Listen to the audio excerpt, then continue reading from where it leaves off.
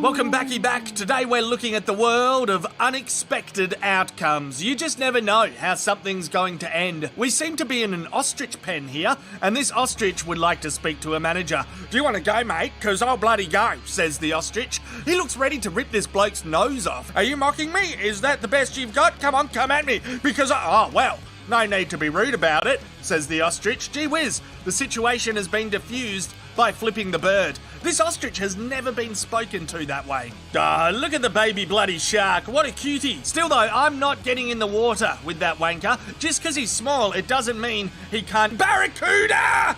Here's a bloke going for an early morning swim. 3, 2, 1, and he's off! Whoa, is this the second coming of Christ? Probably not, but it's impressive. Gymnastics now. Here's Nastia Hadouken kicking off her routine with a handstanding spready into a gentle beam fondle, into another handstanding spready, into a Rolls Royce hood ornament and a fancy flight attendant. Great combo, very smooth. She's getting ready for a backflip now. Here we go. Flippy. No, she's fucked it. No, she saved it. What an incredible flippy spready recovery right there. The judges will probably say she fucked it, but the common folk love it. Here's Superman in what looks like an independent theatre show. Maybe it's a kid's performance, he's looking for someone or something, possibly a member of the Justice League or a coherent plot for Wonder Woman. Nah, no luck. He's gonna pop backstage and have a sneaky peek there. Fuck me dead! There's Wonder Woman. Next level death drop spready. Wow, that is the most dangerous of the drop spreadies out there. Gee whiz, I think she's hurt, but she's not showing it. Shake it off, dance it off. Yas, Wonder Queen. Weddings now, time for the traditional bouquet toss, but the lighting fixture rejects your patriarchal notions of society. There shall be no brides today. Another wedding, vow reading time. Everything seems to be going well, everyone looks happy. I don't think anything's wrong. I don't see how this could go skew if. Oh, there it is! The celebrant just fucking puked everywhere. I don't know what the bride said. Probably the word bless. The maid of honor is stuck between helping and making sure she doesn't do anything to further spoil Tiffany's perfect day. Hard cut to a mountain, and what a lovely mountain it is. I wonder where it's located. Europe? Switzerland? Denmark? Oh no, it's a Canadian tyre store car park. Here's a delivery man dropping off some goody yum-yums to someone in quarantine, or maybe someone who isn't allowed back at Sizzler. Let's find out. Oh wow, it's a chimp. Not sure what's weirder here, the monkey or the fact the monkey is doing better at tipping than most Homo sapiens. Monkey's like, "Oi Tim, Tim, come eat your pizzas here." Alright guys, I just got my brother the new PS5 as a surprise. And there it is, I set it up in his dorm room. And we're gonna try to get his reaction on camera.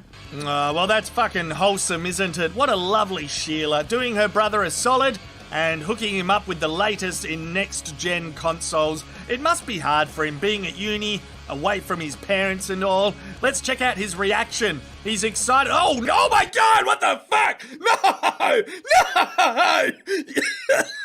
Oh, you don't upload this shit. What the hell? Remember to like, comment, subscribe, and share. Thanks for watching, everyone, and check out the merch store, AussieManShop.com. Have a good one. Oh my fucking God! Right on the I wasn't expecting nose. that! I wasn't expecting that! The fuck? That was a Luke and Leela moment. It was creepy. Oh my god. Oh, that's why she got the PlayStation 5. Fuck. What think- went on after that? They're only Oh. stepbrothers and sisters. That's it. Or they're stepbrother and sister. That's how it works in some of the movies I watch. Yeah. Yeah. Oh, Well, the shock is over. So let's go into a conventional intro now. Ardoin, you can tell us who we all are after the shock of that. Oh my god, sister. Yeah. Let's do it, Ards. well, yeah. How are you guys doing? Welcome to the Something for Nothing show. My name is Ardoin. I am your loyal producer, and I'm speaking to you from a really fucking cold Netherlands. I'm freezing my balls off outside. Stay inside. Stay inside. Stay the fucking side. Yeah, this is the view from my front window right now.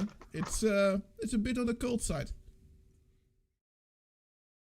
Good skiing weather. I guess not much of a slope. That one to me slopes in Netherlands. Netherlands. Yeah. We don't even know what hills are. That's right. Yeah. Oh well. In fact, noted for its subterranean level ground, if anything, reverse hills, I'd say. Yeah, so, basically. Ardoin, you're probably not going to tell everyone who we are. so, No. So Yeah, you're freezing. Could you make some? I was gonna give the microphone to my good co-host Mr. Boomer, and let him tell Right. who our other co-host is, and so that I can do some clicky clicks with my mouse. Yes, sounds good. So you're going to take over and try to get through our technical issues, which we don't seem to be having, which is good. Well, thanks, Ards. We're covering unforeseen circumstances today. If you go look at the ostrich, the way he was just pushed right back by flipping the bird, as Aussie Man's demonstrated. But I'm still really weirded out by that sister's PlayStation motive. That one got me. Unforeseen circumstances, guys. You are probably an unforeseen circumstance. I don't know how many parents really plan kids, but leave that one open, shall we? I don't want to tell you. Unforeseen circumstance is that actually having a picture of Nathan Thompson on your computer can be considered a dick pic. So don't get raided by the computer boys. They will get you for that one. And with this, we've got our favourite microbiologist, TT Guy. What's been happening in the world of IT and microbiology in the last couple of weeks? Oh, howdy. Yes, I've been reading lots of anti-vax lunacism on Quora and trying to bash some sense into people. So that's, I guess, what's been happening. Some pretty insidious sort of half-truths and lies being spread around by anti-vaxxers, which annoys me. But apart from that, yeah, sitting back, having the quiet Chardonnay, pretending to be a Chardonnay drinking wanker. Chardonnay. Oh my God! So does that mean it was made in a place called Chardonnay? That's bubbly wine, isn't it? It's like a shandy. White wine. It's a flat wine. It's a variety of grape, I believe. Boomer, yeah. But I could be wrong. Oh, I've been telling all these years. I've been telling Karen at Chardonnay. I just do white wine and lemonade. I make a shandy. She believes it. Well, most of the time. Someone in the chat will tell me whether I'm wrong about whether Chardonnay is a grape or a region. It's a green-skinned grape variety used in the production of white wine. So I'm gonna take a win from that. In the Burgundy wine region of East France. Thank you. I'm gonna call that a win for me. Thank you, Wikipedia. No, dude, you pay for Chardonnay. I pay for white wine and lemonade. I'm going to call that a win for me. Shardy is much easier on the missus. It's also referred to in certain French areas as a leg opener. But anyway, we'll leave the French accent out on that one. So you're sitting back with a shardy. Indeed. In fact, it almost draws me into a French joke, but I'll leave that for later tonight. So the anti-vax idiots, these are the dickheads at school that said, why do I need to learn this chemistry at school? When's it going to help me in life? And they're the ones that say vaccines cause autism and so on and so on. What little trinkets have they been throwing at you that you're debunking? Oh, look, I mean, someone was complaining that the messenger RNA vaccine will make it into the nucleus of the cell and cause havoc. And I just had to point out to him that messenger RNA is normally made inside the nucleus of the cell, so it's highly unlikely to cause havoc if you have messenger RNA inside the nucleus, because that's where it's made. So yeah, just sort of, I mean, it's what's disturbing about it. It sounds sciencey. It sounds like, maybe this guy knows what he's talking about, because he uses the word nucleus and messenger RNA and transcription, translation, all these sort of actual sciencey words, but doesn't know shit. And I've seen the same thing posted in several places. So yeah. it's got legs now. This sort of, sort of absolute rubbish that sounds runs beautifully with our unforeseen circumstances theme, because you would think the internet, having the information of the universe at your fingertips, people would only naturally being curious would expand their knowledge. But it seems to have grouped all the village idiots together in these little neat packages that all seem to become echo chambers and perpetuate their bullshit. Like, don't have a vaccine. That's cool. Don't have a fucking vaccine. Die. You'll get us out. Look, I'm one for, let's take the warning labels off everything and let nature take its course. Well, it's going to be better in the long run. Trust me. No, I think it's good to have. I think it's good to have warning labels unless it's warning labels in it like don't put your cat in the microwave. Yep. Well, I was at a barbecue yesterday and I noticed the warning label. It was in symbolic language so that anyone could read it, and it was don't put your hand on top of the barbecue because it's hot. So yeah. Okay. Right. You know what? This kind of makes me. This kind of wants to makes me want to go to the videos. Okay.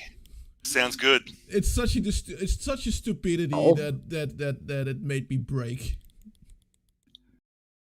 Yeah, but all warning labels seem to have had an origin from somewhere. The one I find is interesting is that one on hairdryers that say don't use in the shower. I actually understand what they mean. They mean don't have this active 240-volt thing in the shower when you're still wet drying your hair off.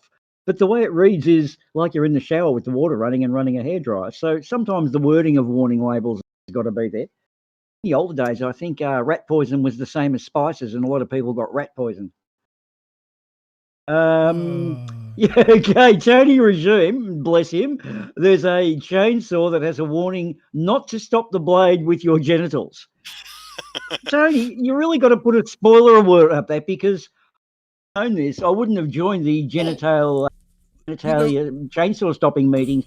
I wouldn't have subscribed. I've lost that money. Why didn't you give me a warning last week? Anyway, sorry, Art. Screenshot, or it didn't happen.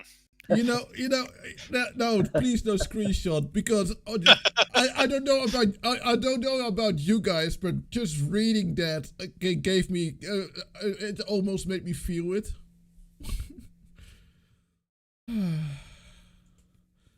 But anyway, I'm actually wanted to start a little bit about some interesting rebellions before we start about unforeseen circumstances. Rebellions can have unforeseen circumstances, actually, but that's another. Mm-hmm. Do you know about this guy called Pompey? Are we looking? I don't. Pompey. Pompeii was the town. Pompey. Do you know about this guy called Pompey? He was actually an interesting fella. Did you know that?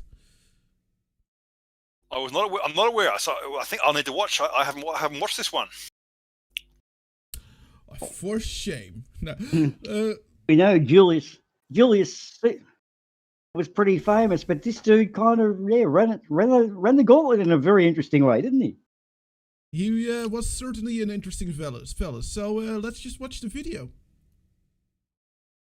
No worries. Caesar, Let's do it. destroyer of the Roman Republic, stabbed 23 times, the guy other guys compare themselves to when they want to look tough. Yeah, okay, we get it. He did some stuff, but he was only 1/3 of a triumvirate, and you know who else was doing stuff at the end of the Republic? Pompey, thrower of parties, marrier of daughters, general of everywhere Caesar wasn't, and overachiever extraordinaire. Roll the intro.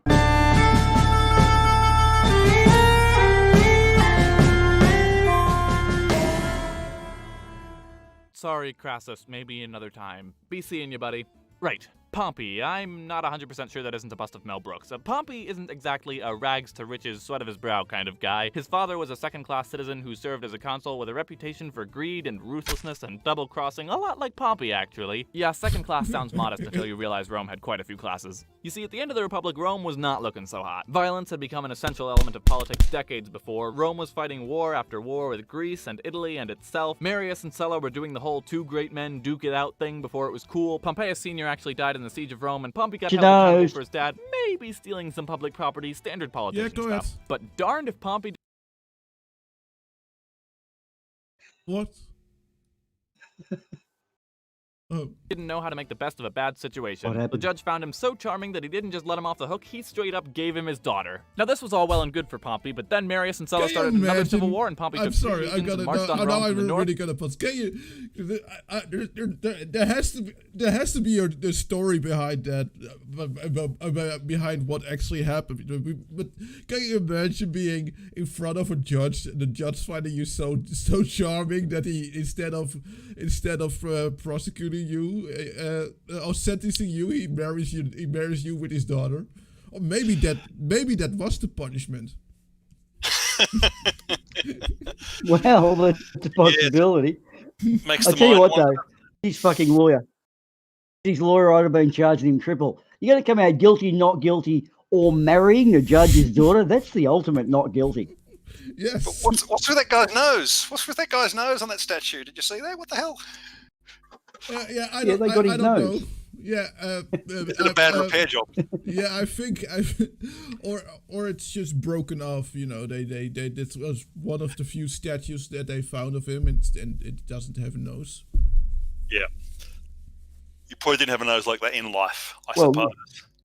Yeah, well, the odds are the longer your statues are around, the more likely rape, pillage, and plunder runs supreme. So I dare say he probably did a bit of a head roll at some stage. A lot of the Greek statues are like that.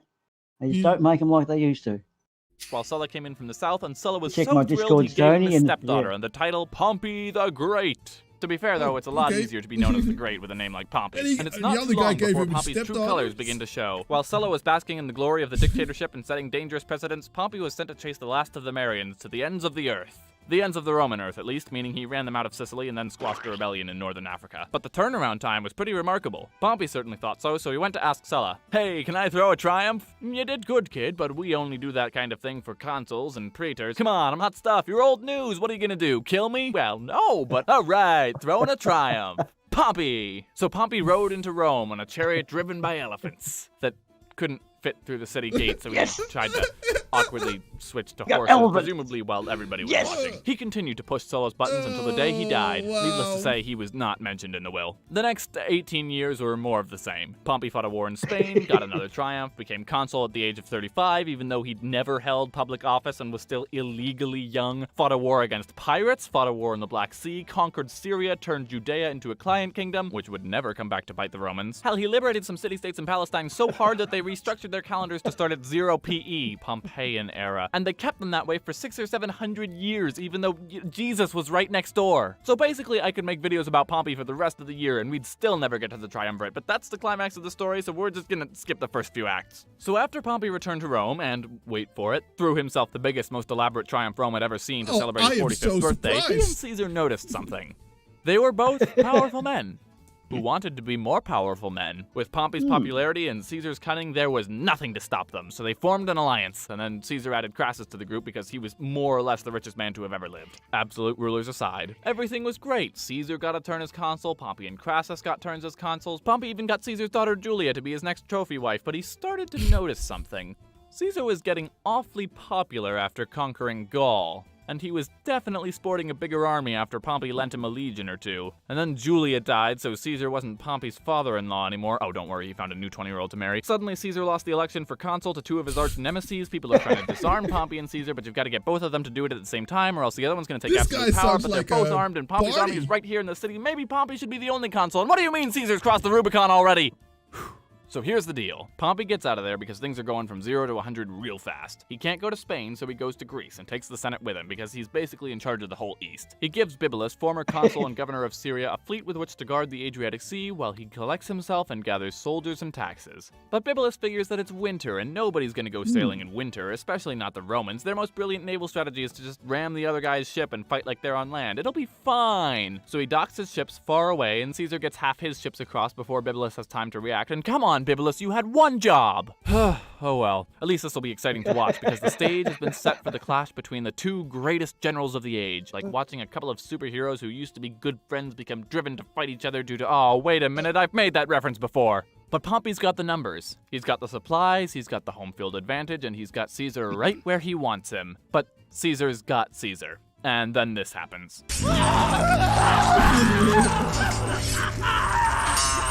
Thus, Pompey finds himself in the shoes of those last Marians all those years ago, being chased to the ends of the earth. In this case meaning Egypt, where he was betrayed and stabbed to death like a certain other triumvir I know of. Caesar arrived 2 days later and said, Jesus, dude, I wanted him to surrender, not kill him. What is wrong with you? But he really hit it off with Cleopatra, so I guess all's well that ends well. So, yeah, that was Pompey, man. That's a great video. I like my history like that. Wasn't a big fan of history at school, but yeah, that's like a horrible histories episode. That's awesome. Yeah. Oh, yep. I'm addicted to horrible histories. Yeah, it's fantastic. The thing I love, the guy was a dead set legend with his 20-year-old wives. He wasn't fucking shy and abusing his power. And I think back then, because their calendar was so fucked up, they had like 30 or 40 days spare each year and had to pad it out. So they do it with all these festivities of, hey, look at me, I'm great. I'm the whatever, the best dude in all of Rome, and sort of fucked it up. Yeah, how cool though. And as Tony Regine's pointed out again, that statue earlier might have been an early Michael Jackson impersonator because he was white and had no nose. Nice pickup, Tony. You're outstanding as always. Yeah. The channel is Jack Renham, and this is that is the link to the video in chat. Jack Rackham. So yeah, he makes great content. Check him out, and yeah, give him a like, and tell him we sent you. He will probably be like, who the fuck is NASA Broker 33, and who is Otterman? But still, tell him we sent you. He did. In fact, whenever I ring him up, he keeps saying, how did you get this number? I'm calling the police. So anyway, but that's okay. We'll get past that soon. So, moving quickly along from our long list of content creators that want to kill us, and some that don't, who will in the future. Again, unforeseen stuff.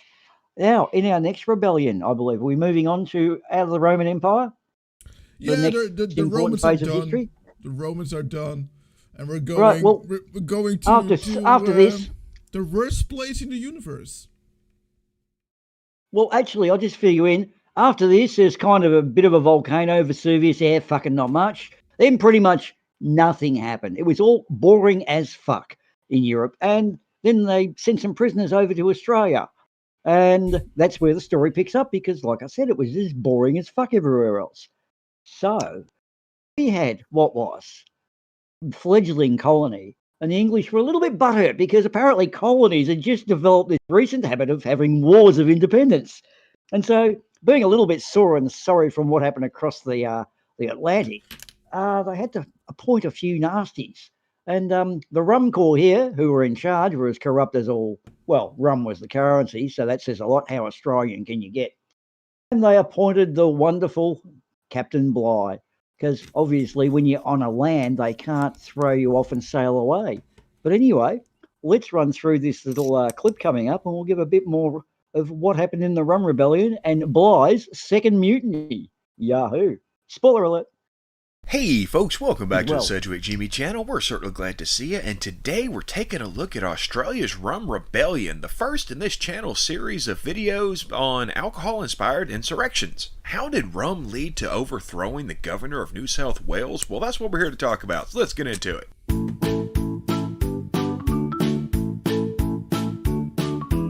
After losing the American War for Independence and also losing a place to send their prisoners, Britain had to look elsewhere for a new penal colony.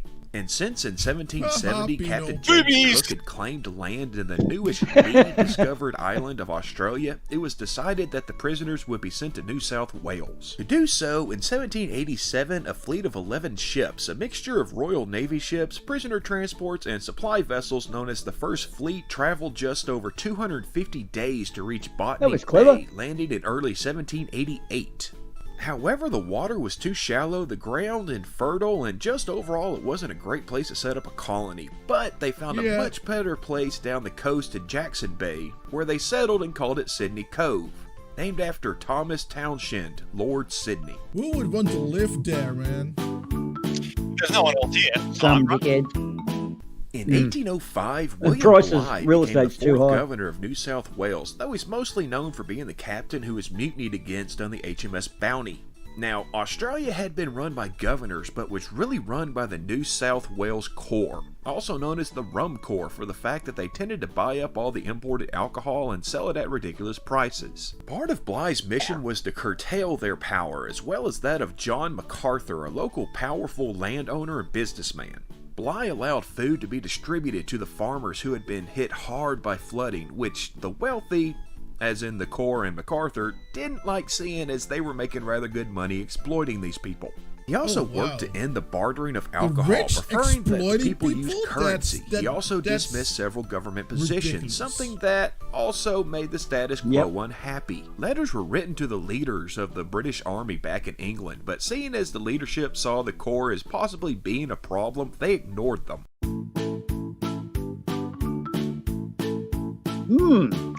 Kangaroo Bligh and MacArthur Court. did well. not get along, Another one of our especially famous since phrases. Bligh wanted to govern and MacArthur just wanted to make money.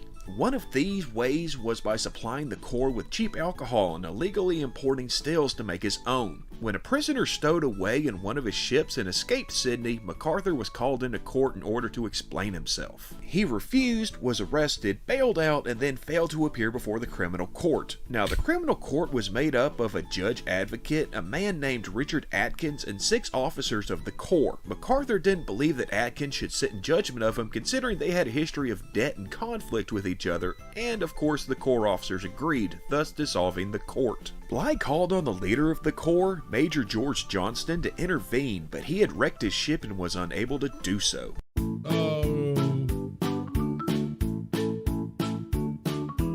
Bligh met with the officers, including Johnston, in the government house, calling their actions treasonous. Johnson then went to the jail and ordered MacArthur to be freed, who promptly wrote out a petition calling for the replacement of Bligh as governor, which the officers and wealthy landowners happily thanks for signed. rescuing me. Johnston then called for Bligh go. to resign and be arrested. He refused, so in January of 1808, Bligh was found hiding behind his bed and given a choice: either return to England in disgrace or be held in house arrest. He refused to leave, so house arrest it was. Johnston took over the government, installing MacArthur as colonial secretary, meaning he ran the colony's business aspects and reinstating the magistrate. He sent word to his commanding officer, Colonel William Patterson, who chose to stay out of it, seeing as a new lieutenant governor, Joseph Fovo, was being brought in and he'd let him handle it. Fovo left Bligh under house arrest as he saw to the running of the colony until Colonel Patterson returned, who promptly sent Johnston and MacArthur to England in order to face trial.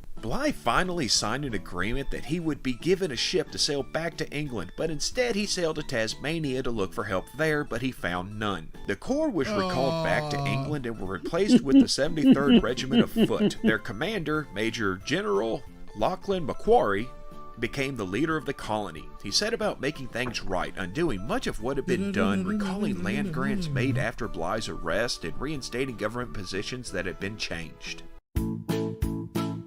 Okay. In 1810, Johnston was court-martialed and given the lightest sentence, known as cashiering, and he returned as a free citizen to his estate in Sydney. MacArthur wasn't actually tried, though he wasn't allowed to return to New South Wales until 1817 due to his refusal to admit any wrongdoing. Fovo was also court-martialed when he returned to England for allowing Bligh to be deposed and imprisoned. Bligh was actually promoted to Rear Admiral, though he died of cancer in 1817. Macquarie went on to become extremely important to the evolution of the colony from just a penal colony to a full-on settlement, and is seen by many as one of the fathers of the country. And that should good about do it for our quick look at Australia's Rum Rebellion. If you liked it, why don't you give us a like? If you want to see more, give us a subscribe. If you have anything to add or any ideas for future episodes, let us know down. Yeah, that was a pretty good video. Yep. A pretty good explanation of what happened. Yeah, I just it's a pretty shitty rebellion, though. I mean, in the scale of rebellions, I mean, yeah, I mean, just as a that was just my gut feeling. It didn't seem like much of a rebellion. But the mutiny on the Bounty would have only been a couple of dozen people, because sailors died pretty much. They had to double their complement to make up for deaths on the voyage. So compared to a mutiny, that's pretty much what Bligh saw. He just couldn't. He wasn't a people person. Something tells me here. Why this is a sort of an interesting topic to me, though, is it actually happened on what is now a disputed Australia Day, and I feel that we could actually change it to Rum Rebellion Day, because getting drunk and, I don't know, locking up a pommy in house arrest, I mean, you can't really get much more Australian than that, can you? That'd be a nice way to... Which bit happened on the 26th of January? Is there an actual incident on that day? Yeah, that was the day they went and found him under the bed, was the 26th okay. January. Yeah, hence the Rum Rebellion Day. That's why I brought it up as an interesting topic. And thought it could kill two birds with one stone, but I don't quite know. Yeah. Politician that I am. Yeah, I mean, like I was saying before, that I thought Bligh was a bit of the hero in this, because he was, trying to rein in the power and the corruption of the of MacArthur and stuff. So yeah, interesting. History is an interesting thing, isn't it? Yeah, it's always more complicated than the back of the cereal box tells you. I did read a fair bit about this, and yeah, there was exploitation going on. Where I actually grew up as one of the original settlements before Melbourne was actually settled, Williamstown and Brighton were the two main areas. And Williamstown, being a small suburb, actually had something like 52 pubs at the time. So it was more or less pub, brothel, something else. And all the sailors would come in, and basically they were paid in rum, so you'd... a bit of a nookie, and then once you do that, you get blind drunk and fight each other.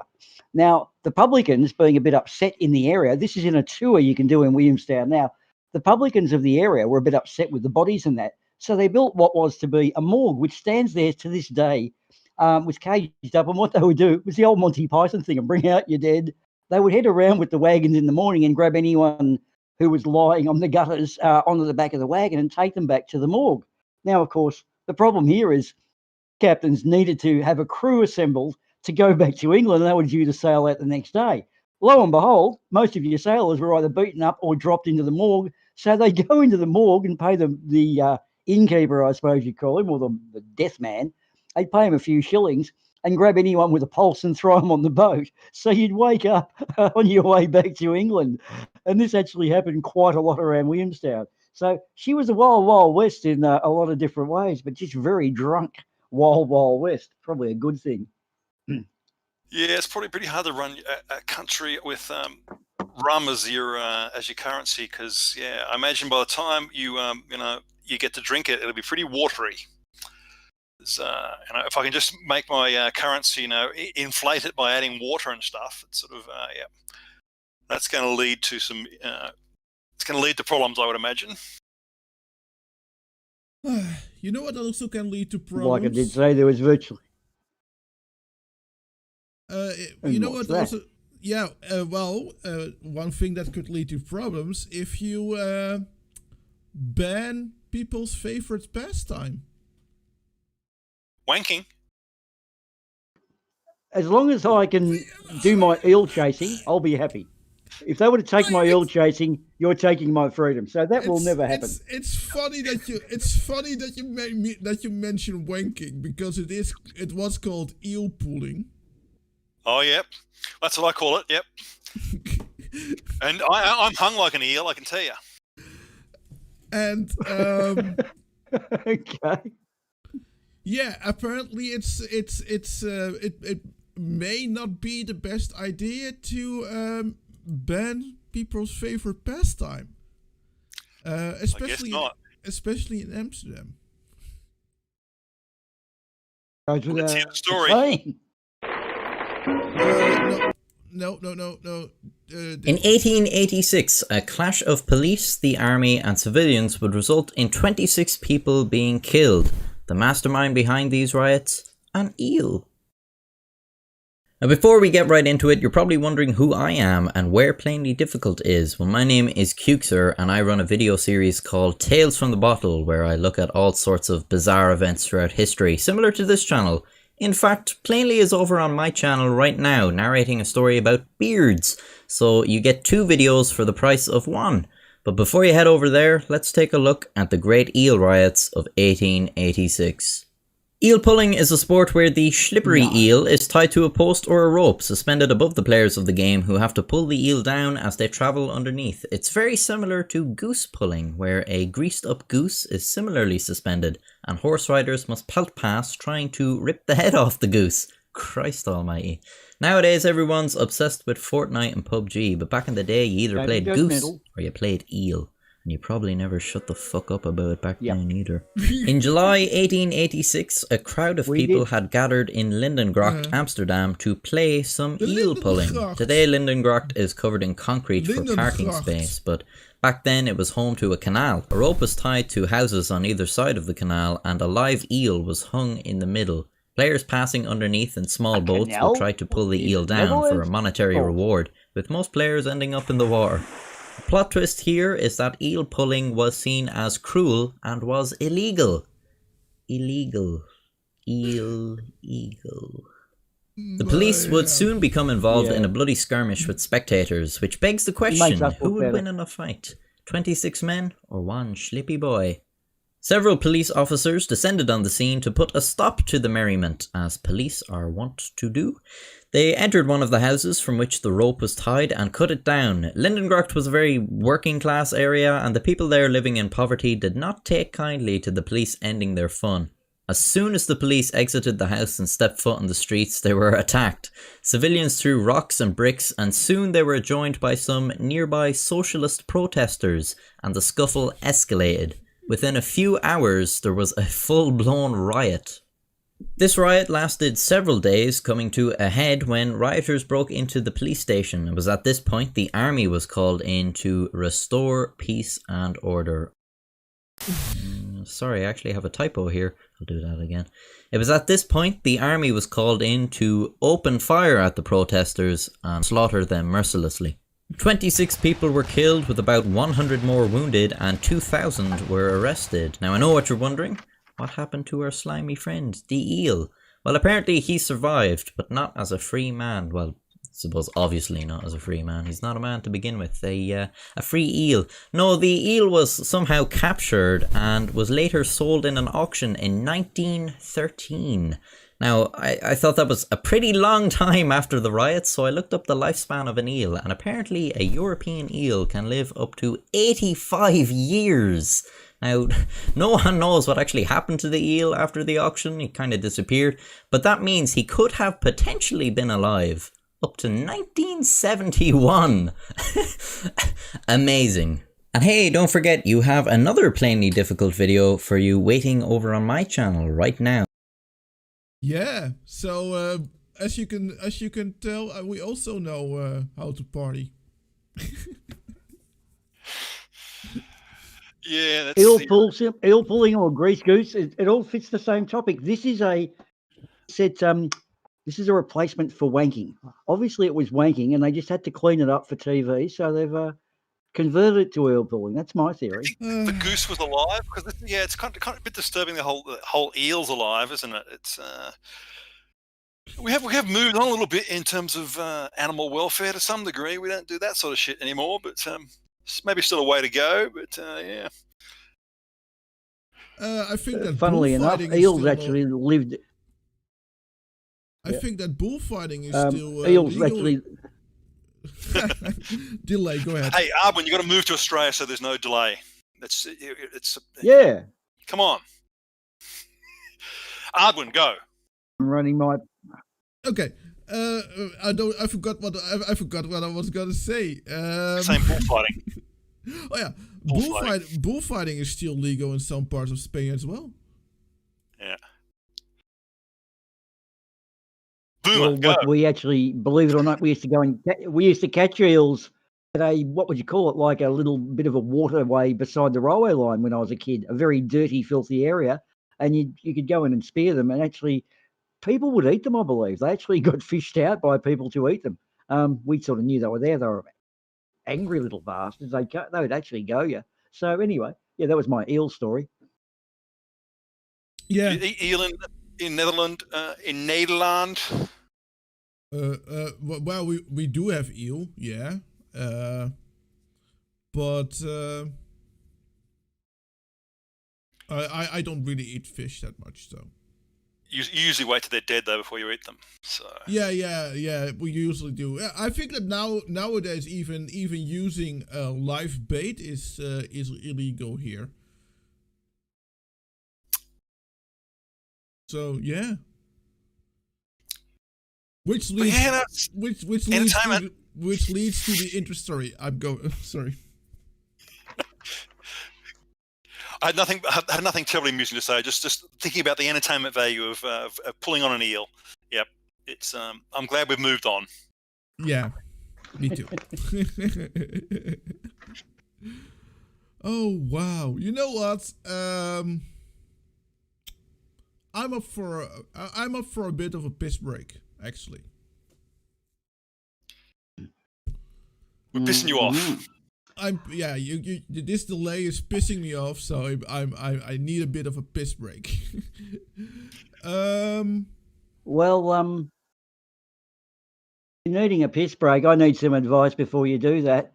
I may need some witness protection, which we shall keep under the table. I also need a day off work. And of course, I just need some motivation. So tell me, Arduin, you always come good. What's my chances of witness protection, motivation, and a day off work? Have you got something for me? Well, I have bad news for you. Rainmakers don't get time off work. Oh dear. Yeah. How would that? How am I implicated in that? Well, let's just have a look at the commercials. It's about we have about 4.5 minutes of commercials. Is that enough to kind of go to the bathroom and run back and get something to drink? Bleed the one-eyed trouser snake in that time. Yep. Okay. Well, guys, if you got an incontinence pad, you don't need to go to the bathroom. You can just do it as you stand or sit, whatever you happen to be doing. You got to look at that technology, guys. It's not just for old folk; it's for everybody. Well, okay, Riley. Let's get out of here. Let's just go to the break.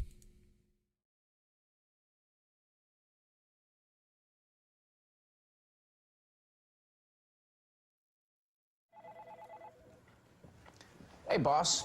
I want to let you know I'm going to be off on Monday. I never heard of Chinchilla Day. Sure you have. It's called the Revolucion de Chinchilla. It was when the pet chinchillas of a tiny Pueblo town rose up against the people. For 3 bloody days, the fighting continued.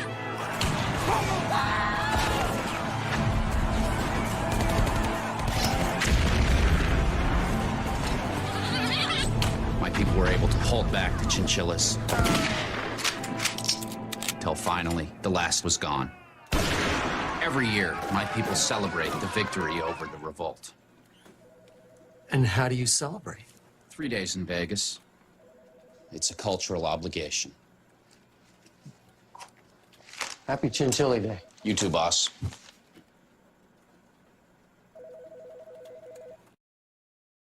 Mr. Vanderberg, I'm ready to cut you a deal if you testify against the Colucci family. If you testify, we will put you in the witness protection program. No identity, no house, no job.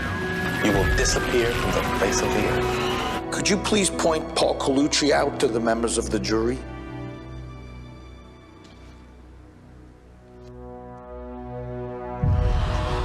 Thank you.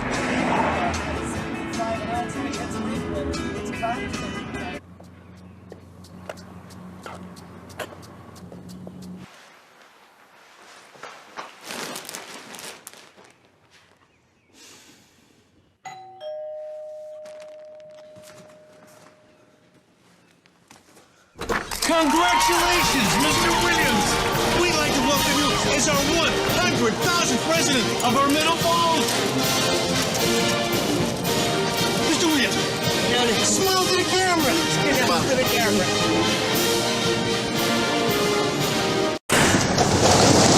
At SodaStream, we not only make great sparkling water, but we also help save the planet from plastic waste. With one reusable bottle, we can save a family up to 3,000 disposable bottles every year. Now that's a revolution. We're rainmakers. She's a rainmaker. I'm an accountant. He's a rainmaker. I'm a lawyer. We've just been sued by Coke. Again. We're growing so fast, we're looking for new talent. People who can move mountains. The first thing a SodaStreamer needs is a creative mind. You want to see creativity? Look at Milos. Milos figured out a creative way to carry all these SodaStream machines.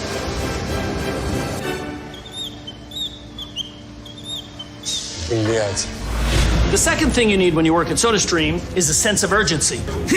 When you work here, you need to be able to move fast and always stay alert.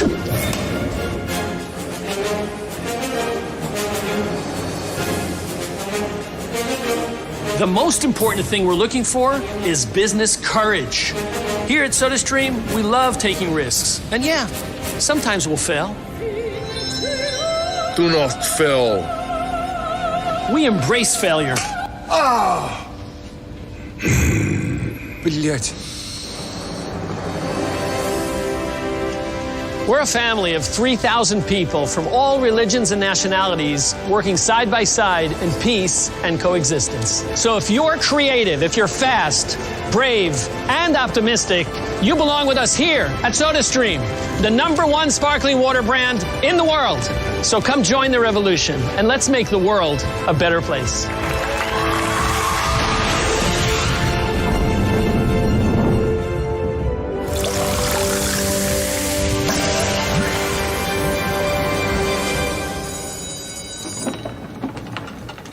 Milos, nice job today. Daniel, I think I deserve a raise. Mr. Mountain, he wants a raise.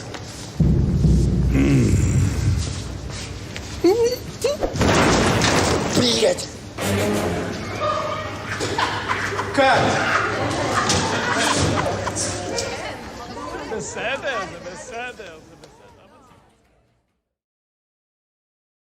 Wow. Yeah. Like I said, we are all Milos. I'm Brian, and says my wife. Yeah. Okay. Well, the ads. So many chinchillas gave their life on that day. It's a very sad day, especially if you're a chinchilla. They had it. Yeah. They just wanted to be free. They just wanted to be free. It got taken away from them again. I know it's always tough, the chinchillas, but just remember, you're getting a day off work, so that should cheer you up. Oh yeah, that's always cheers me up. Okay. Right. Now that we've realised we're got past the ad break, still unscathed without any death threats. Well, no official death threats anyway. This is always the usual ones in Discord, but we always get that. So, our next phase, are we out of the riotous evolutionary phase yet, or are we still... I think we rioted enough, right? I mean, I think we kind of, but the eel pooling, I think we already kind of did roll into unintended consequences, because I think that the riot was an unintended consequence. We haven't had a pussy riot yet. Well, but I of guess course, all riots. so we haven't had a pussy riot Yeah. yet. We can do without that. Yeah. Well. I do have a pussy No. rights, but I'm not sharing. Okay. Yeah. Great band, by the way. Yeah. I heard Vlad would be a big fan. Yeah. I actually, they're my go-to when it comes to my Russian punk band female performing needs. They've pretty much got all the bases covered. So, and yeah, Vlad Putin, you can just see them banging out a tune together. Yep. Double up. In fact, just on a quick one that Arwen and I discovered, we were going through stuff earlier this week, and this is totally off topic, but did you know Christopher Lee released, as in Count Dooku, Count Dracula, released death metal or heavy metal Christmas songs? I did not, and I don't need to. Nice answer. Okay, we could feature. What about a kangaroo? Okay, Tony's pulled up a kangaroo. Look, the term kangaroo called in that earlier clip, kangaroos, we've been shooting them ever since, and they are obviously misrepresented because kangaroos are pretty fair. However, we did have the emu war, and that was a very interesting battle, which, the emu's got the upper hand for some time there, but we did manage to counterattack and build a fence. So we did eventually win that, but I yes, emu war is big. I thought that you're now that you now have to bow to your emu overlords. They let you have your they let you have your fake democracy, but you all know who's really in power in Australia. Well, yeah, I mean they look down at us from the coat of arms. Them and that fucking kangaroo. They're the real rulers. Correct. Yeah. The true overlords. That is correct. Yes, we understand this, of course. Although it's generally joked upon, yeah. It's the Immunilati. Yeah. It's a hard word to pronounce, but yeah, and I'm not going to do it again. But that's who's really running it. Fuck off. Well, at least that could stick. We shall have enunciation classes on that one, or pronunciation classes. Yeah, we need to work on it. Well, you know, at least the Emuilati. Oh, well done. Well, good pronunciation. I have to work. Yeah, I'll go with that. Yeah. but they didn't prohibit alcohol like they did in America. No, they were they're benevolent. Benevolent. They were fair lords. Look, I mean, the kangaroos and emus realised when to William Bligh, don't take their piss. You can take their money, but you can't take their piss. So, not go along the road of prohibition wisely and still enjoy the powers that come with their position today. And, of course, the privilege as well. So, what did they do in other countries? And who would think of prohibiting alcohol? What a silly thing to do. What would occur if you did something like that? Well, for starters, you would probably get, sober people. People, everyone being sober and everyone being not trying to get alcohol anyway, or something like that. They would. They'd become very well-educated people. Yeah. The nation stronger on the whole, wouldn't they? And well. That's why they ended. That's why they ended prohibition, because it was too OP. Yep, there were too many smart people not indulging. They had to have a couple of people being drunk to do the hard work.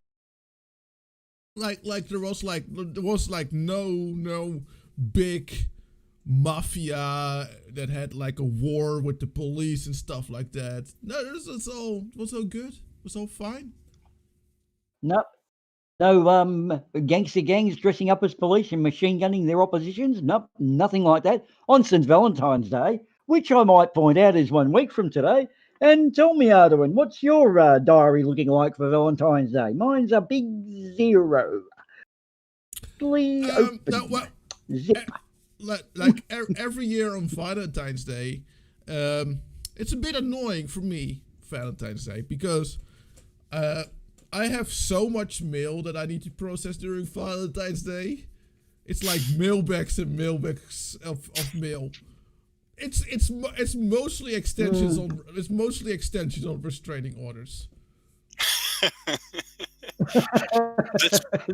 You've got to extend them so Bill can't attack you. All the it's Bill. I do have the chainmail parade of restraining orders and stop doing this to me letters. But for Valentine's Day, I find the best bit is sending flowers to my neighbour and saying these are from John, and my neighbour's. And I just sit back and watch the fireworks, and I'll be doing that again this Valentine's Day. So it at least gives me a little bright day in it from an otherwise dreary day. Why not now? This time the other way around. Maybe you should do it from this is from Janet. Just turn it or around send them a to little bit. John from Steve. Send them to John from Steve. That'll get it fired. Oh, yes, thank you. Yeah. I think we should close the incel meeting right now. And I should just mention I got married on Valentine's Day, and I'm still married to that same lady. So yeah, I enjoy my Valentine's Day. I'm sorry to you incels, but it'll be okay one day. Right. So all that stuff you were saying before the show. Sorry, I didn't realise. All right, yeah, that's good. I think I've got past that one. Yeah, not a problem. We won't. Yeah. So look forward to the flowers next week, Mr. TT guy. You've got a bouquet coming. Oh, right. Well, yeah. I mean, we have an open relationship, so I can accommodate you two guys. Yeah. Oh no. Let's not go there. This is not a rabbit hole we want to be in. Okay, then I reckon we get into some prohibition stuff. After prohibition, of lifting the prohibition, actually, I also had some interesting unintended consequences, and that's why this video is. I'll tell you what, dude. That Prohibition and Valentine's Day segue has got to be the fucking segue of the year so far. Take that, you guys.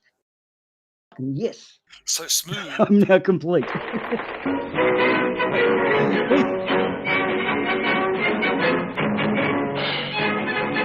The decisive vote of the 36th state against prohibition is happy news for the grain raisers of the United States and for many others throughout the land. With an eye on December 5th, work is being rushed in distilleries and bottling works. Thousands are being called back to work in plants of allied industries. At least 500,000 new jobs are predicted as the result of repeal. From keg and barrel factories, perhaps the most closely allied line, immediate benefits from repeal extend into almost every line of business and commerce. However, everyone's not waiting until December 15th. The lid is off in many places, with the downfall of prohibition being celebrated in real old-time hilarity. Yes, and by the renewal of old acquaintance. Hotels and nightclubs report a real pre-war spirit among those revelers. Boy! Uh-oh! There'll be no more scenes such as this. Barrel after barrel of prize whiskeys destroyed by government agents. It's going to be a cold winter for the barrel busters. No! Trying.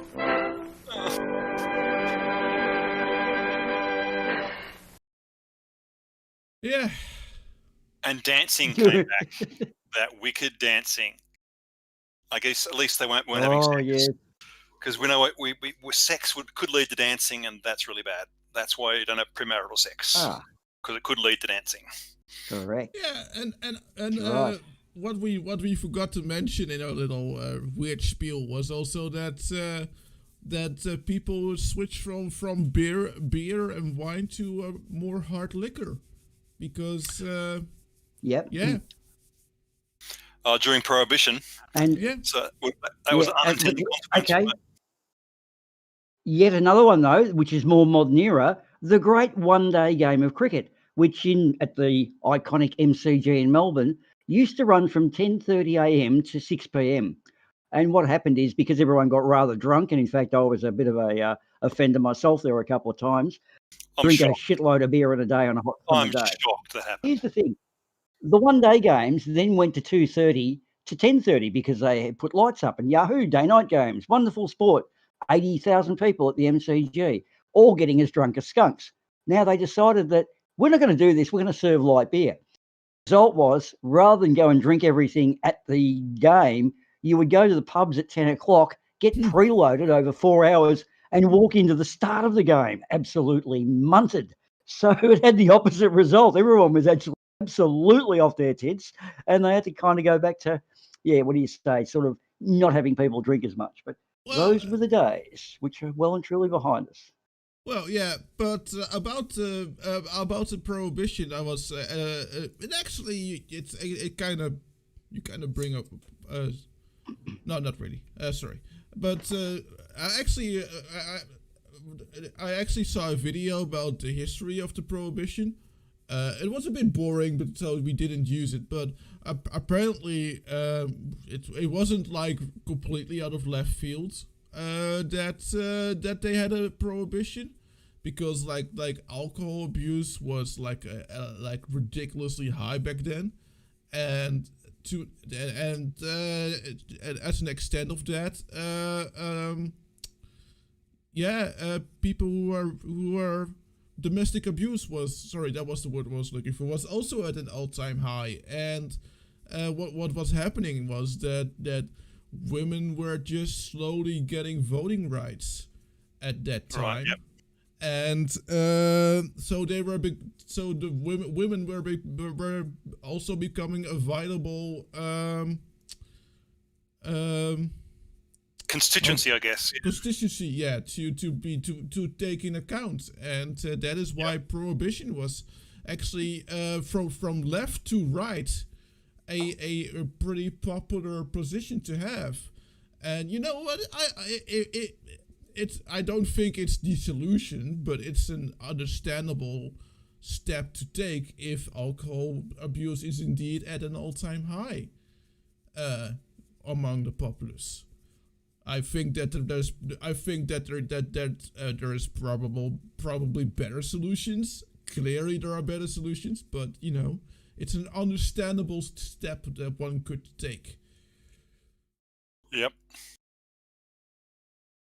The thing too, though, responsible drinking's got a little bit to do with it too. When I was 18 years old, you could actually get your license and walk into a pub on the same day, which was always, now that doesn't happen because of the 00 limits and so on.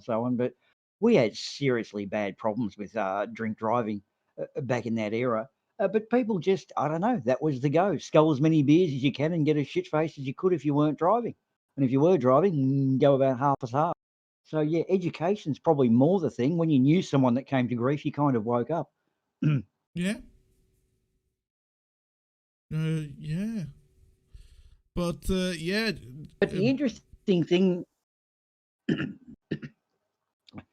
coming up in that clip that we actually just put through was the huge industry. Like 500,000 people weren't working. Therefore, that money was going into the pockets of Al Capone and all the other organised crime gangs at the time. So they were always profiting heavily.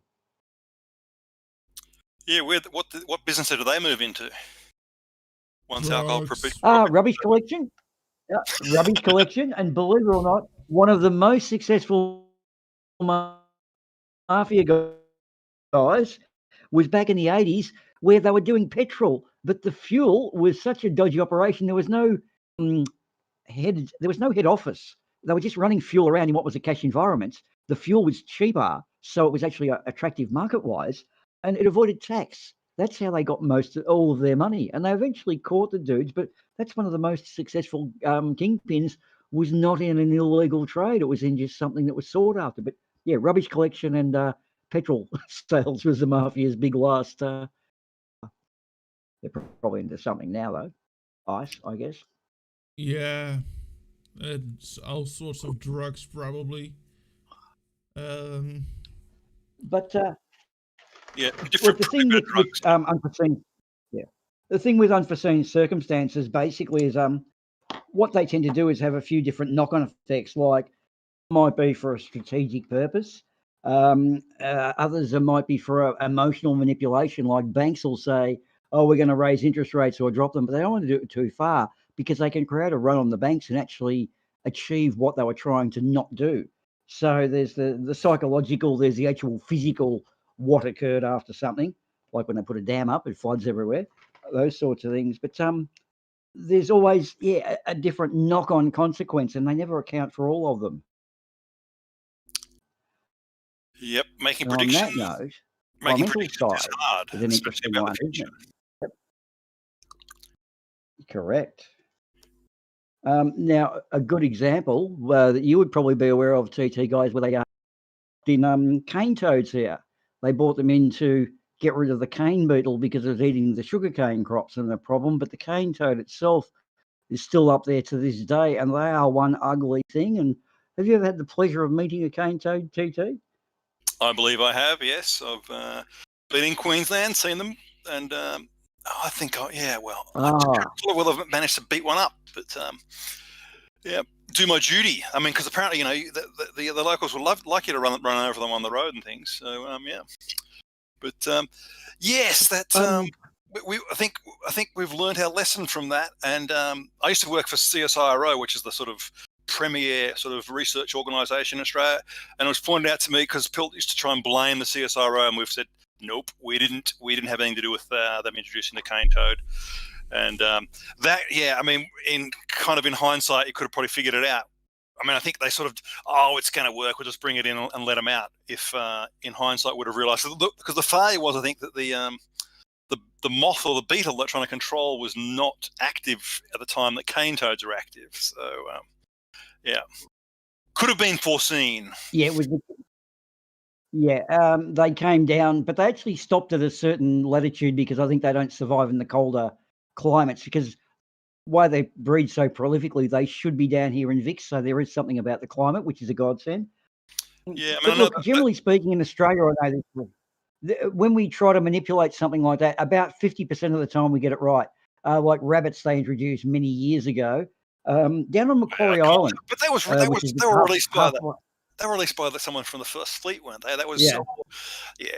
I mean, I think in modern history we've got it all right. Like myxomatosis virus that controlled the rabbits. Biological control's been pretty good. Rabbit Khaleesi virus has controlled the rabbit. I don't think there's been too many failures in the modern era. I'll just defend science there for you. Now, yeah, good. Macquarie Island, which is halfway between Australia and the South Pole, is actually a beauty, because when they did first discover it, they wrote that it was a terrible place, cold as and not much. But they did release, what was it? Cats onto the island and also some rabbits. Oh, the rats came. That's right. The rats came on the first boats, which threatened the local wildlife. They then brought cats in to get the rats and released some rabbits as well and decimated the island. And Macquarie Island to this day is still pretty much destroyed by it. And another beauty I've got to bring up, because all of us love Shakespeare so much, there was a guy in the US who loved Shakespeare, and they wrote of swallows in the Shakespeare book. So he thought he'd like to be able to see swallows around Central Park. So he bought about, 40 or 50 in from England and released them in Central Park in New York. To this day in the US, there's between 25 million and 400 million swallows in the US. They're killing grain, they're spreading E. coli, they're doing all sorts of shit. So just so someone could have some sweet little swallow chirps in the Central Park, they've caused a shit ton of environmental damage. These are known as invasive species, and they're very bad news. So yeah. I mean, Australia takes. I mean, that's why quarantine into Australia is very, very strict. So it's because we realise that's bad in introducing invasive species. So let's not fucking do it. Yeah. Yeah, but here's the thing, Tony, being a typical bloody Englishman, he's trying to blame the French for it. Come on, man, you can only do that so far. It's a Norman invasion. It's 1,000 fucking years ago, Nelly. You guys did your rabbit bits. In fact, in England, I think it was for the aristocracy to go rabbit chasing or fox hunting. We have foxes here too, so yes, we've got quite a few of your little English creatures over here.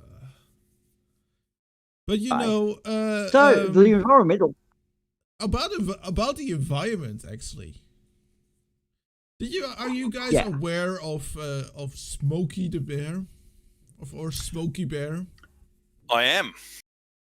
I'm a big fan of Smokey the Bear. You have to spot forest fires, right? Yeah. Yeah. Did you know he was wrong? No. And report them. Yeah, report forest fires. That's right. Yeah. No, I'm interested to hear what environmental Smokey the Bear 2.0 would do. He would say, "Let him burn." Anyway. There is more nuance to it, of course, like everything. But let's hear his video out. Smokey the Bear was wrong. That's right. I said it. Okay.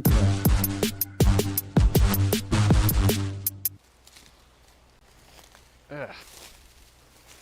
Jeez, this sucks. All right, I've had enough of walking through habitat like this. But the reason I did it is because, just like other places we've been, this is a longleaf pine ecosystem. Before you think, all right, Peter's lost his mind, there are longleaf pines back there. There's one there and there's one back through there. But most of what you're seeing are oaks and other hardwood species. So what gives? How is this a longleaf pine ecosystem? Well, years and years ago, it looked just like a longleaf pine ecosystem. It had sandhills and gopher tortoise burrows, and it had frequent fire from lightning strikes. But Smokey the Bear came along, and I'm here to tell you, Smokey the Bear was wrong. He was wrong. We shouldn't put out all fires. We should let it burn. When the forest gets overgrown with these hardwoods like this, longleaf pines can't pop back up. Wiregrass can't grow. Gopher tortoises don't have anywhere to forage. And what happens is when fire is excluded from the landscape, it allows the natural process of succession to happen. Succession, of course, is where woody vegetation kind of invades more open areas over time. It's just a natural process that fire kind of keeps at bay. When we don't burn habitats like this, guess what? They still burn anyway someday. One day, a lightning bolt is going to strike, and this is just going to go, and all these homes around here are going to be threatened. And that's another reason why keeping fire on the landscape is important. But I want to show you just why this habitat hasn't been burned in so long. You see, right out there, that's a highway, Route 129. And cars don't like to drive through smoke. And people don't like to be driving along and look over and see flames. That's just not something most people are comfortable with, but they should be. Because when people aren't comfortable, they put pressure on land managers to not burn. And then when you don't burn as often, and these habitats begin to look like this, and the rare species, the biodiversity found in longleaf pine ecosystems, once that's gone, then you're able to do something like this. Sell the land. And when you sell the land to developers, when all the species are gone, it makes it easier to sell legally. And then you sell it, and then the slate gets wiped clean. And this could become a house or a farm or a strip mall or a parking lot or another road. And when that happens, the longleaf pine ecosystem is truly wiped away. Well, thunder is happening behind me, and whether I'm in a longleaf pine forest or a hardwood fire excluded forest, I don't want to get struck by lightning. So, until next time. This segment supported by the Association for Fire Management Activists. So yeah, Smokey the Bear. Wait on, I got one here. So me setting fire to my neighbour's cars is actually good for the environment. You wait till I see that copper the next time. He did not see eye to eye on that at all. Now, okay, just to be serious, which is probably difficult, but I'll try. Yeah, what they're talking about is just the build up of fuel. You do need to burn areas off, but the problem now is our windows of opportunity are reducing because if you've got any suspect wind or whatever, they used to schedule burn-offs with a lay day. So 4 or 5 days a week, they would schedule a burn-off, with the one day being extreme conditions. Now they schedule 2 to 3, and they still don't get up to the amount they need to. Hence, there's a build-up of fuel. Hence, we burn like we did last year. And this year we're doing a bit better, but the problem is now with it being damp, it's going to build up fuel, so it could still be a vicious bushfire season coming. But it's a bit of swings and roundabouts. Control burning because pine forests are pretty ugly places too. So, but yeah, it's a bit sad the way it's sort of we kind of manage our forest now because we're wrecking it with the other stuff we're burning. It's definitely a tricky problem because humans don't like to catch fire, but forests kind of need to catch fire every now and again. So that, like Art was saying, it's nuance, isn't it? Yeah. Well, yeah, like there is one too. Of course, you probably should report a fire if you forest fire if you see a forest fire. I mean,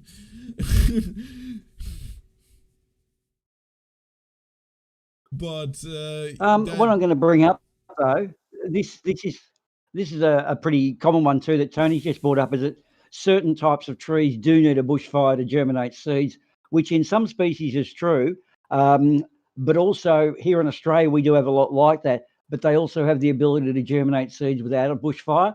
So if you do have a fire, certain trees that have seeds that wouldn't have otherwise cracked open can take advantage of what is a relatively new landscape. And it is actually, some areas are regrow quite well quickly after a bushfire. But the thing of certain trees need fires, it's a real tricky balancing act yet again. And it depends on what the trees are, of course, too, and what sort of forest you're maintaining. Yeah. Yeah, we humans are really, really good at dipping the scale back and forth, with all sorts of things. Like keeping our houses cool, but then, warming up the planet, so we need more air conditioning units, so we're warming up the planet more. Yeah, that sounds like it could be a downward spiral, doesn't it, really? I hope we're not doing that. Well, we want to do that. Well, do I have a video for you? Because apparently we do something like that. No. Well, just before you start on that, I've got to say, look, here's an unforeseen circumstance. Song, when you're in a nightclub, do not take the song Come On Eileen literally. I got thrown out. And how was I to know that wasn't instruction? So anyway, just to lean you back into the cruel irony of air conditioning. Don't tell me I've got to turn my air off. Well, no, but yes, but no. Hi, this is Alex from Minute Earth. Air conditioners are a modern wonder. They've saved countless lives during heat waves, cooled giant servers to essentially make the internet possible, and in general, made life in warm places more comfortable. But keeping our indoor climate cool has ironically made the outdoor climate much warmer. And fixing the planet warming effect of air conditioners is going to be one of the major challenges of the 21st century. For now, heating buildings is still a larger overall contributor to climate change than air conditioners, because more people use heat for more hours. But air conditioning heats the planet in nefarious and subtle ways that are going to be harder to address. For example, to heat our buildings, we burn fossil fuels, which releases heat and heat-trapping CO2. But air conditioning also burns fossil fuels, just out of sight. And that's not their only problem. The way that air conditioners cool buildings is by moving heat from inside to outside. They can pump out enough heat to warm an entire city by a few degrees. And on top of that, when we get rid of our old air conditioners, most of their chemical refrigerants leak out and evaporate. And while only a small overall amount leak out, it just so happens that the refrigerants we use are thousands of times more powerful than CO2 at trapping the Earth's heat. So they warm the Earth. I want to see them in a fight. Drawn like that. I'm like, oh, I need these two versus this big guy. I want to see that happening. Nearly 60% extra on top of the warming from the CO2 released to run the air conditioners. Then, as the Earth gets warmer, we use more air conditioning, which warms the Earth even more in a vicious feedback cycle that's only going to get worse over time and as developing countries get richer and more people have access to air conditioners. Compared to today, we're going to be using 4 times as many air conditioners in 2050, and at some point, we're going to be using more energy for air conditioning than for heating. To avoid the immense global impact this will have, we'll need to use the most efficient air conditioners and generate electricity in a way that doesn't release heat or CO2. When we get rid of our old air conditioners, we'll need to recycle or destroy their refrigerants, rather than, letting them leak out everywhere. And we'll have to switch over to refrigerants that, even if they do leak, won't trap heat. We'll also have to figure out how to use less air conditioning. Some of which we can do by using fans until it gets too hot, and some of which we'll have to do by building buildings that are naturally cooler. Buildings with shiny white roofs that reflect heat, or green roofs that reflect, insulate, and evaporate. Buildings with rooms that have windows on opposite sides, so air can easily flow through, creating a natural breeze. and buildings whose walls are made of materials that can absorb lots of heat without letting it inside to keep people cool in the day and then release it overnight. And we'll need to go even further by redesigning our entire cities to include more green spaces with trees that can provide shade, encourage hot air to mix with cool air, and cool the air themselves through evaporation. Or we could do nothing, but that definitely wouldn't be cool. This video was... Yeah, what I found so good about this video, by the way, is that he actually explains, he first explains the air conditioning thing, and then he says like, oh, we need trees and green roofs and stuff like that, because you know, when you just when you just hear like we should plant more trees to keep ourselves more cool, and we should make green roofs for the environment. You know, a lot of people say, oh, that fucking hippie shit out of here. You know, why should we do that, man? We have air conditioning. Yeah, that's the point, dude. Yeah, but hang on, here's the thing. They are the same ones I heard in the hotel. My power bills are so high because of such and such. When you're on a centralised system, you are locked into their prices. My brother's had solar for 6 or 7 years now, and he hasn't had a power bill or a power cut in that time. So that's the planting of trees is about locking up carbon back into the cycle, because we chop down and we mine and burn coal at industrial levels, and trees too. Here's one though. I found that just having a room that faces the afternoon sun where you put your clothes in on a hanger to dry, have a clothes drying room, so easy to make, and most houses lend themselves towards it. But being a lazy ass bloke, you find really clever ways. If it's less work, you always do it. And I just found hanging up the shirts on a coat hanger, you didn't need to iron them, and they're dry. So, and that was just a warm, sunny room out the back. And the thing of it is, remember the hemp we were talking about? That's got fantastic insulating characteristics. So hempcrete rooms would insulate you as well. Yeah, That was a derailed policy, was insulation here in Australia. Well, here we have the interesting situation that our houses are built for a more colder climate, because usually it's like it is right now outside, you know, or usually it was like it isn't right now outside, like for the entire winter. But right now, the climate is changing a little bit, and it actually gets warmer here during the summer, and it runs into interesting situations that, you know, our houses are clearly not designed for summers where it peaks to 40 degrees Celsius. And do you get a 40 degrees Celsius summer day sometimes? Yeah, for the last 2-3 years we had it reached to 40, like 38, 39, 40, like 40 was like the absolute peak, but yeah, it did peak that high. And but because of our houses are mostly built to be warm in the winter. And do you have air conditioners installed? Would the average house have an air conditioner? Because there's some parts of the world, you know, air conditioners don't even exist. Well, they exist, but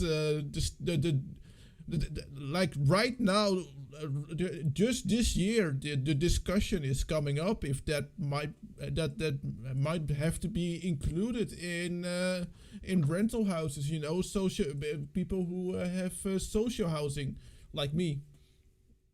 Right. Yeah. I because of course I get a hot water supply from them too. So they legally obligated to make sure that I'm warm in the winter. And now they actually talking about if they maybe also should be legally obligated to keep me relatively cool in the summer. I guess it could. Yeah. It could come down to how many days do you have like that? Because I mean, I guess that's I got air conditioning in my building, and because back in the day, there's places where I lived that didn't have air conditioning, and on there'd be just maybe 3 or 4 days a year you go, I really wish I had air conditioning. But now, air conditioning's run because I've got it. It runs, a lot when it probably doesn't really need to. So there's that danger of, you put air conditioning in everyone's houses and you'll get more use than you might really need. But that's, I guess that's the way that human nature is, isn't it? That Yeah. You get something, you use it. Yeah. But that's the Well, kind of that's interesting. discussion. I did have a reverse cycle heater air conditioner when It's also got a dehumidifying function too, so it's not air. And what I found in the car too, air conditioning actually makes your ankles kind of ache a bit. And I actually found that in Queensland conditions, the humidity of the air is worse than the actual temperature. Once you turn on the dehumidifier, it would be virtually a bucket of water is sucked out of the air straight away, and you do feel more comfortable, although it's still 28 degrees. 28 and humid is really unbearable. So dehumidifying it's not pumping the refrigerant physically, so it's better power bill wise. And I was amazed at how much water would drip off the back of the thing, and you just can't see it in the air, but it's you can sort of feel it when you're trying to breathe. Yeah. So dehumidifying is a big thing, and proper design too. Just heating, drawing the heat out in certain areas, or utilising it. If you've got solar panels or water service on your roof, it's not going to heat your roof up. Therefore, you don't need to air condition as much. The heat's being redistributed in a more sensible direction. That's the best thing to do in house design, but that takes a while to catch up. So YouTube was flogging me this for a while. This ad about the best air conditioner. It was some Australian ad, and I really laughed at it because it was some sort of air conditioner you put in the center of your house.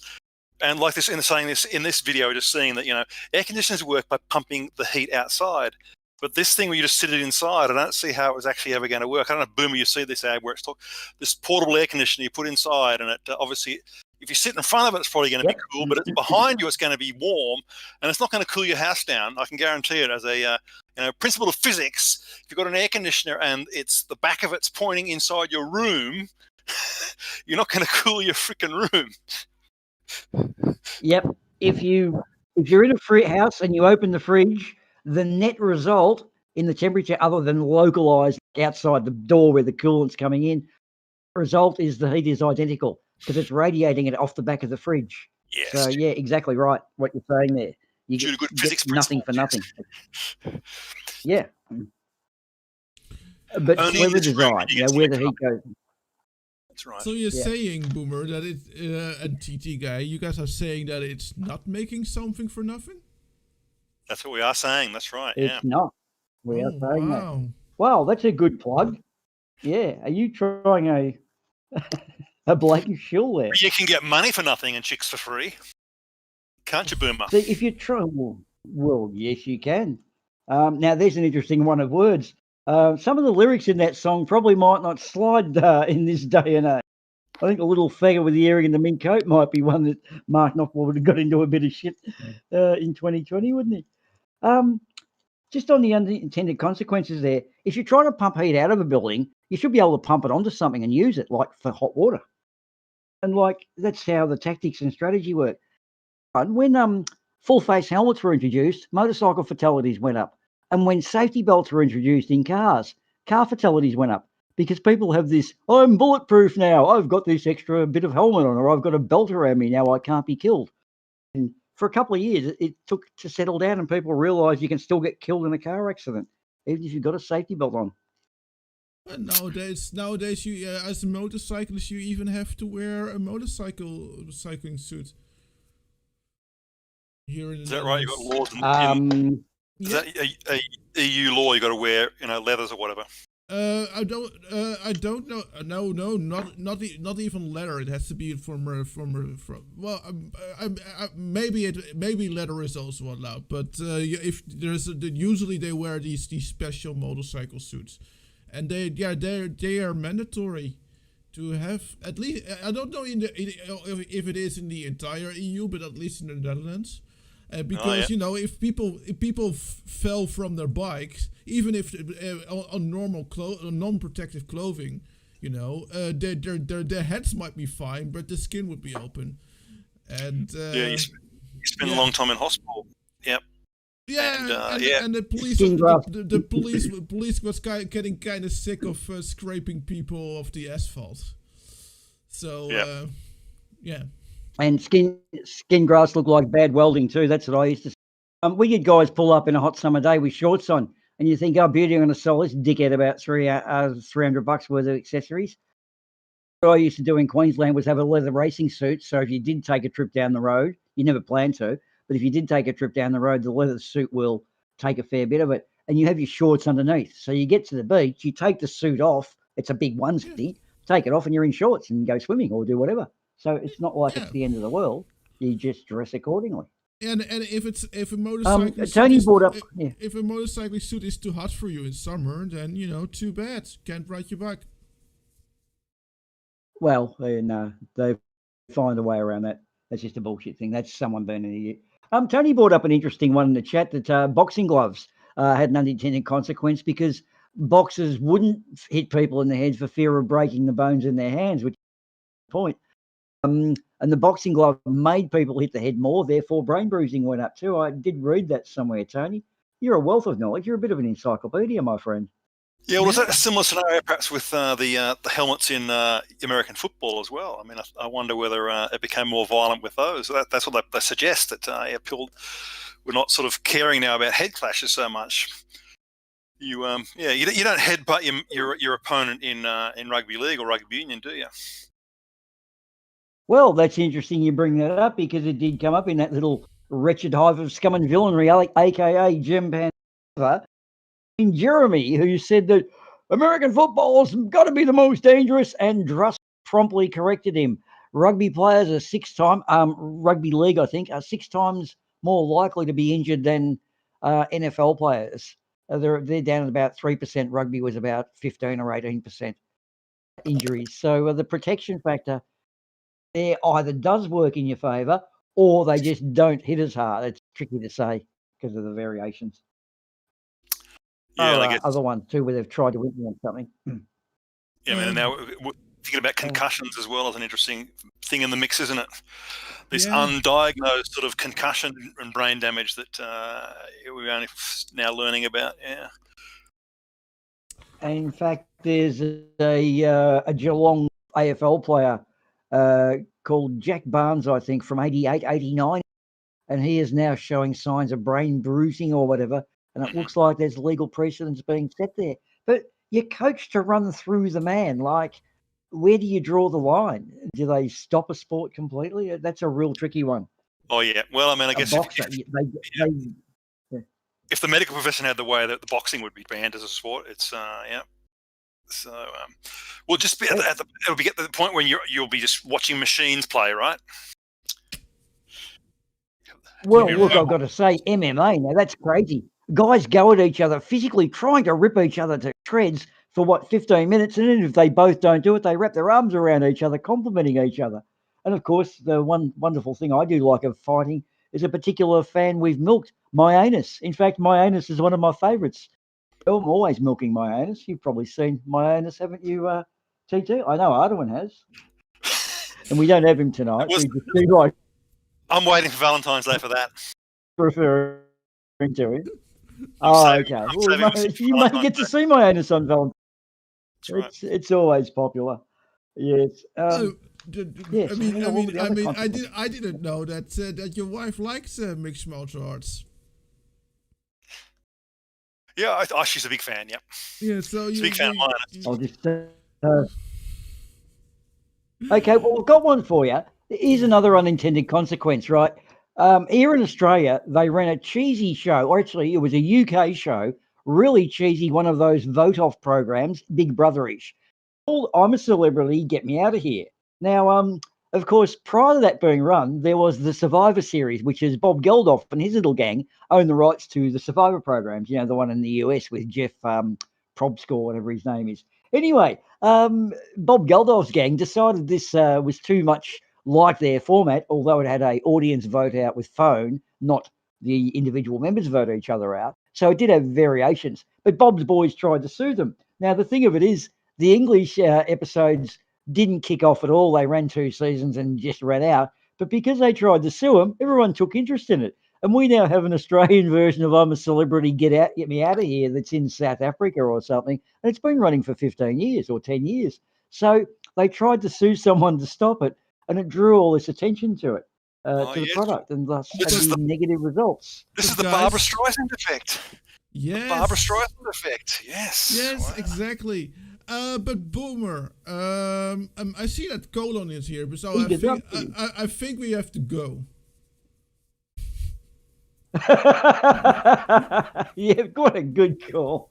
Hang on. You just got gazumped then, Arduin. Nice deflection. I'm drawing you right back to it. TT Guy just read your mind, which is actually an achievement in itself. That's a very small target. You've done well, TT. Oh. Heading into the Streisand effect, you stole his thunder. And now he wants to take his OBS and go home. And he's using Colin as an excuse. Absolutely not. I was actually quite happy that TT Guy did also know about the Streisand effect, because you didn't.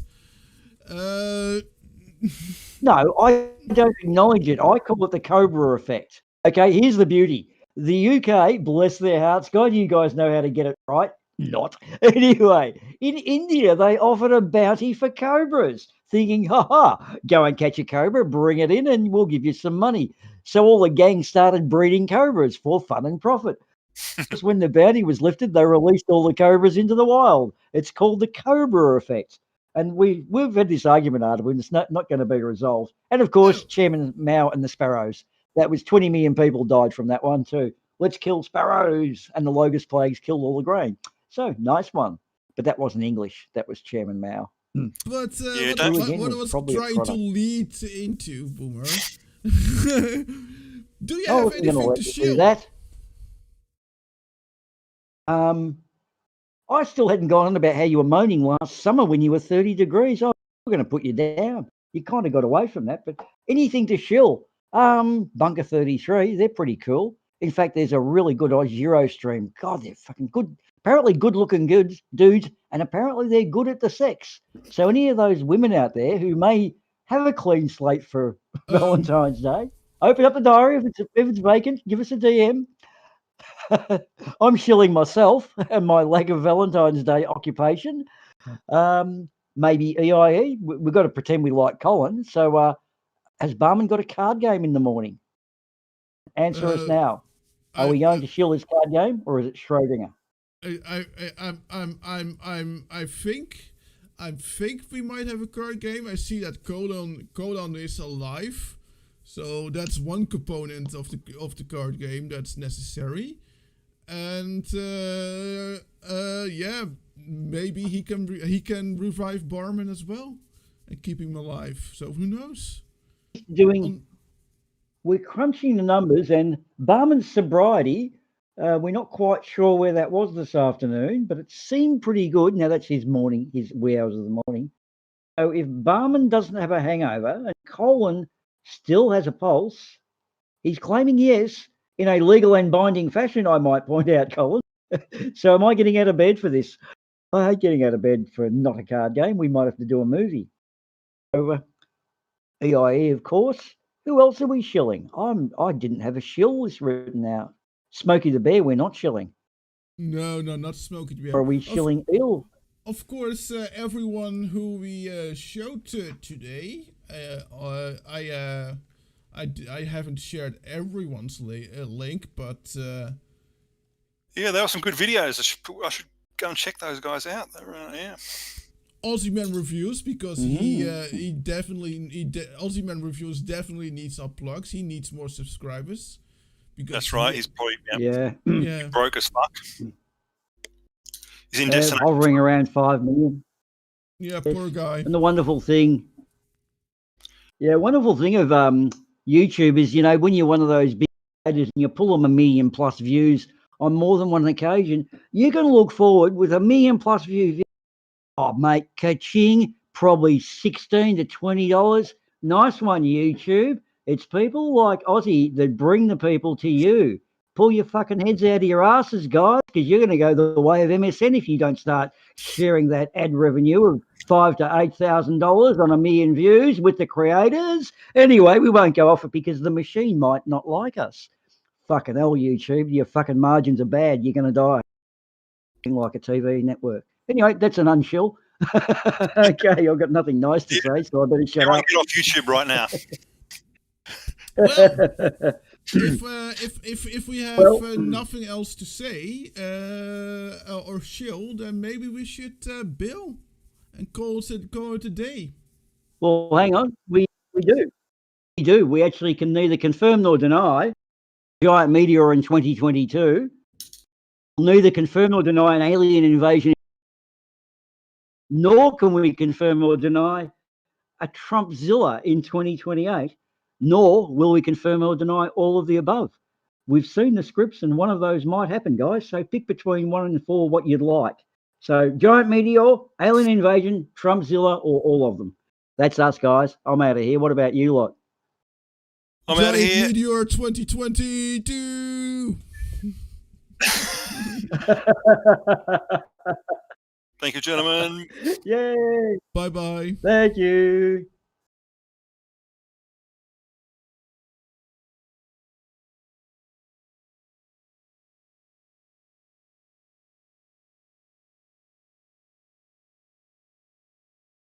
Numbers, about big numbers. I'll tell you something very funny.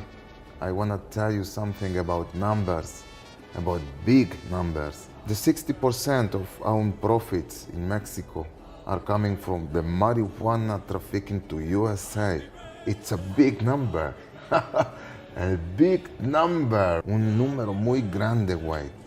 It's $25 billion per year. Gracias, gringos, to buy my mota. You know what does that mean? I make fortunes with you. You make us rich. The word is in my hand, if you understand what I mean. Man, it's Cheeto way. Thank you very much to keep drugs illegal, my friends. Thank you. Gracias, Mr. Obama. And gracias, United Nations. Gracias to the Naciones Unidas to keep drugs illegal. Muchas gracias, queridos amigos de las Naciones Unidas, por mantener prohibido la marihuana. Rich, you make us rich for 50 years, my friends. It's amazing. Think about it and keep it illegal for all the life. Gracias, my friends.